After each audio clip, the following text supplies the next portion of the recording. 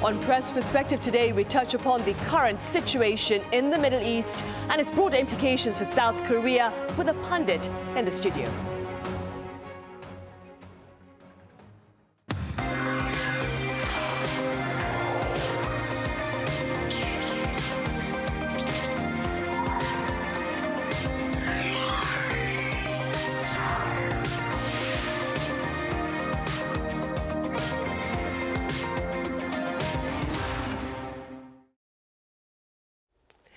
Hello and welcome. Hope your work week is off to a good start. You're watching Press Perspective for this Monday, March 9th here in Seoul. I'm in Sun-hee. Iranian state media says the second son of former Supreme Leader Ayatollah Ali Khamenei, MOJTABA Khamenei, has been named his successor. For more on this, I have Adam Ward, Managing Editor at Oxford Analytica, a provider of geopolitical intelligence advisory services here in the studio. Adam, it's an absolute pleasure to have you here. Thank you so much. Right. So Iran, as I mentioned in the short clip, has named MOJTABA Khamenei as the new leader. Now, Mr. Trump earlier had warned that the next Iranian leader would need his approval. That being said, are we looking at a prolonged military confrontation? I think we're still very much in the early stages of this confrontation. In launching it, the United States gave many different reasons for triggering it. But now it's the military dynamics that are at play. There's action and reaction in war. So the situation looks as if it's going to escalate over the coming weeks. Israel is hitting more targets. The United States is potentially bringing in more forces. Iran is continuing to demonstrate a capacity to hit back, not just against the US, but against its regional allies. And the Supreme Leader, the new Supreme Leader, is taking office at a time when the regime really feels an existential challenge. He comes from the hardline faction. It's a dynastic succession, as you mentioned, from his father. So to that extent, he represents the continuity candidate. It'll take time for the new leadership to settle in. There are other power centers in Iran, the military, the national security apparatus, and so on. But their first priority is going to be essentially to continue to demonstrate that they can run the state and to resist. Their first challenge, however, is going to be simply to avoid assassination, because it's likely that Israel and the United States will try to target them as part of a continuing effort to undermine the coherence of the Iranian regime. Right. And before we delve deeper into the broader implications of that reality, Adam, there are quite a number of people who believe that this current conflict in the Middle East is also proving to show Mr. Trump perhaps the importance of EU support for American security. What do you think? I'm not sure that's really the case. There was a minimal level of consultation with European allies of the United States before launching this conflict. Many of them are highly skeptical about its wisdom. They fear blowback impact, economic and other forms of impact. They worry about an escalation into a prolonged regional war that's difficult to control. Some of them are likely to provide some defensive assistance to the United States in taking out drones and missiles where they can, but very few of them are interested in joining the offensive dimension of this war going forward. So I think for the Europeans, it's been a bit of a wake-up call that they've not been consulted on something that goes directly to their national interests. And to that extent, there's a sense that although they are formally allies with the United States, this is a dysfunctional alliance in many respects still. And Mr. Trump does not seem to be particularly sensitive to European opinion. Right. Meanwhile, back on the war front, back on the conflict, then, Adam, there is talk about Iran adopting a horizontal escalation with regard to the events unfolding in the Middle East. For the sake of lay people like myself, could you tell us what a horizontal escalation is? And that being said, what are the risks of this current conflict becoming a wider war, in your view? Well, I think the Iranian strategy of horizontal escalation has two components. One is to widen it as far as they can. In other words, their objective is to inflict as much pain or uncertainty as they can on as wide a range of targets as they can select. So this has, of course, primarily affected the Gulf, where there have been attacks on energy and economic assets and an attempt to disrupt the situation there. Also on data centers in the Gulf, anything that has significant economic importance to the Gulf states. But we've seen also drones or missiles heading towards Turkey, heading towards Azerbaijan. Is it an accident? Is it deliberate? We don't really know. But this is all part of the strategy to widen the field of anxiety around the conduct of this war in a hope that it'll put more pressure on the Americans from other countries and the Israelis to bring it to a swift end. The other dimension of the horizontal escalation relates to asymmetric warfare. So what the Iranian strategy is increasingly is to use cheap kinds of military tactics and devices, such as drones, which are easy to produce, they're inexpensive, and try to get the Israelis and the Americans to deploy their most expensive air defense systems, and the same for the Gulf, with the objective of running them down, depleting those air defense systems, again in the hope that this will make the Americans, the Israelis, and the Gulf states push for a quick end to this war. The actual duration of this conflict is difficult to estimate because the motives for beginning it to begin with were somewhat uncertain. There is a view forming that it could be a very quick conflict in which Mr. Trump decides to cut the war because the pressures on him, political, economic, are mounting. Or it could be one in which he wants it to continue for as long as he deems it necessary. Certainly, I think the Israeli position is that this is a once-in-a-generation opportunity to significantly degrade the military and the leadership of Iran. They want that window wide, and they want the conflict to be as long as possible. So an interesting consideration will be if there comes to be a parting of the ways between the US, which may look for a quicker end to the war, and Israel, which says, no, we must keep on and keep on. With regard to prospects of a prolonged conflict in the Middle East, Adam, I wonder, what are your thoughts with regard to the potential roles to be played by countries like Russia and China?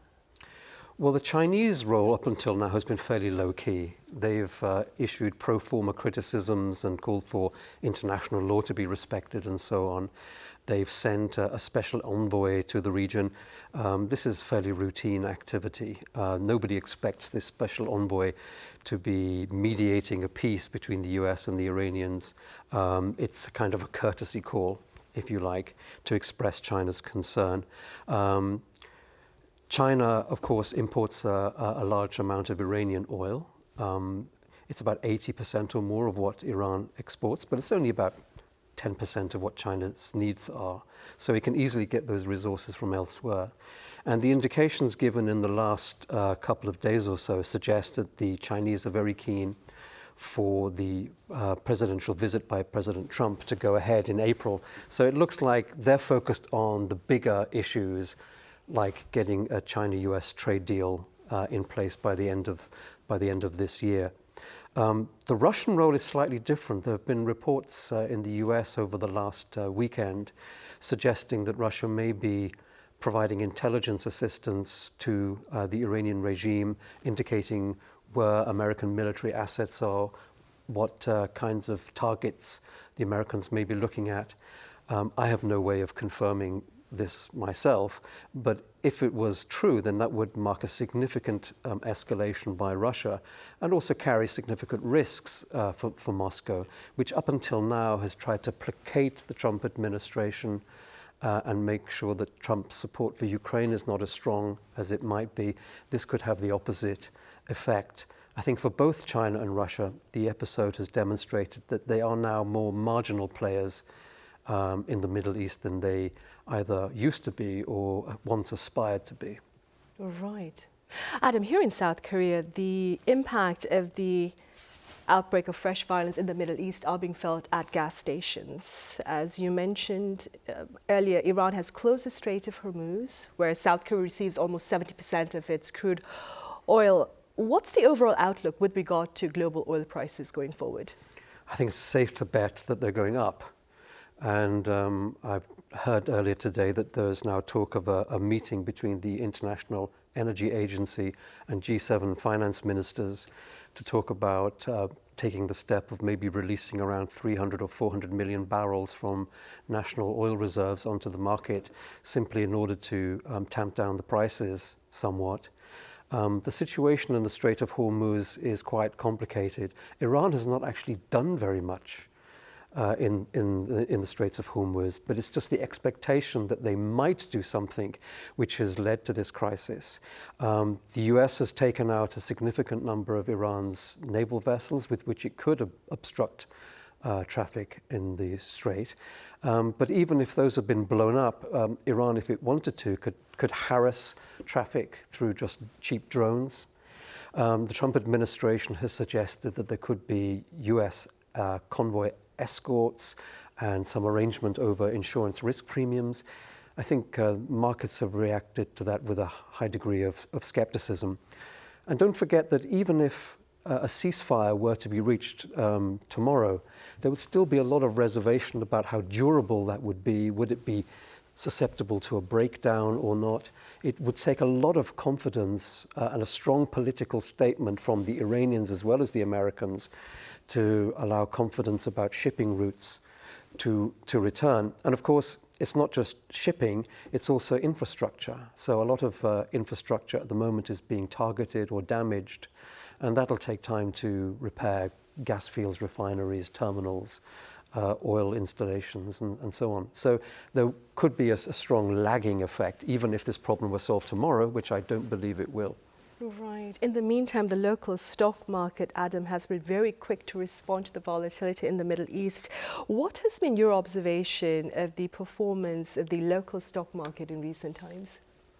Well, I noted that before this crisis, of course, it had been a very strong performer, but the movements, including today, show that the transmission effects from oil prices to the general economy are very strong, and I would expect that to continue. Right. Broadly, Adam, according to Bloomberg, tensions in the Middle East are forcing global investors to reconsider the sell America, buy Asia strategy. Do you believe we'll be seeing more investors turning to the stock market in the US from Asia? Well, I'm not a portfolio manager, but it seems to me that one fundamental aspect of market behavior is always either a flight to quality or a flight to safety. So it may be that that kind of an adjustment does happen as investors look for assets they consider to be less exposed to the crisis. To some extent, we've already seen this in currency markets. The dollar has performed quite well since the start of the campaign, and I would imagine that portfolio managers would be looking at opportunities to replicate that with regard to equities as well.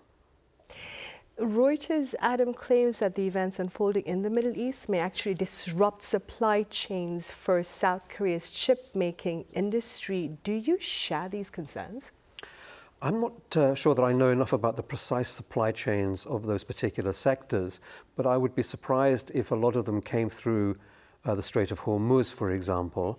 I think that's more of an energy question.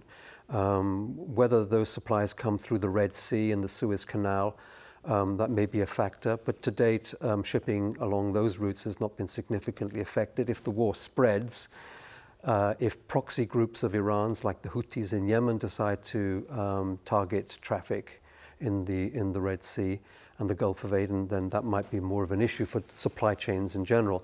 But I think the immediate economic impact is in terms of input costs on all forms of manufacturing, simply because energy prices are rising so much.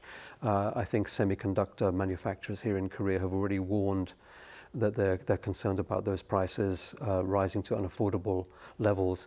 So for as long as this war goes on, I think we're likely to see the same kind of economic pain being expressed.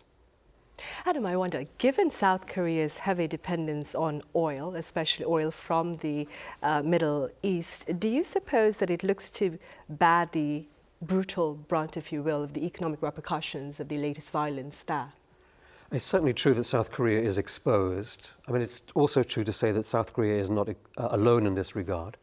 I was just in Japan spending a few days talking to people, including in the business community.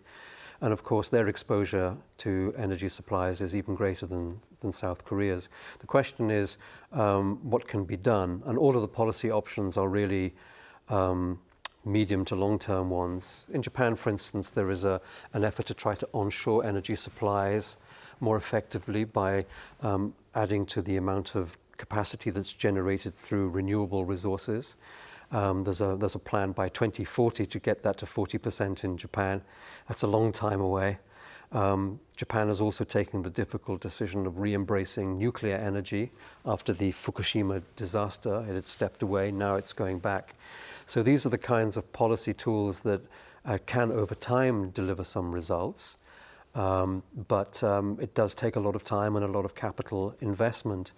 In the short term, there is discussion about whether countries like South Korea can essentially redirect their supply chains for energy, including potentially more towards the United States, particularly with regard to LNG supplies. And there's even speculation about a bidding war between countries like South Korea and European countries for that. So there are solutions to these issues, but they're not immediate. Adam, South Korea has activated a fund worth 100 trillion won to stabilize its market. How would you evaluate this kind of endeavor?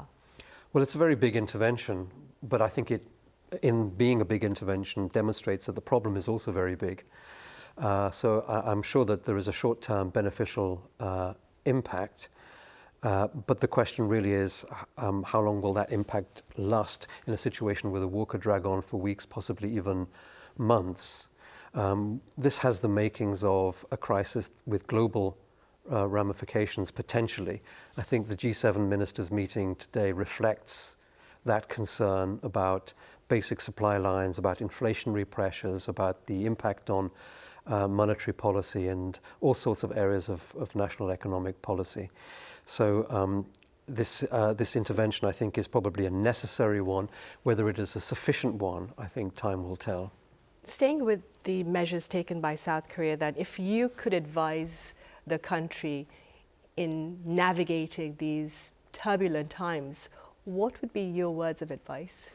Well, far be it from me to offer advice to the Korean government, but I think one of the lessons that has come out of this situation is something that I alluded to earlier, which is the dysfunctional nature of US alliances in Europe and in Asia. And I think that South Korea is well positioned to communicate its concerns to the Trump administration and to have a better sense of the degree to which this strategy might be shifted in a different direction by the United States. It's simply too early to say, but clearly the US relationship is important and it has been historically a strong one.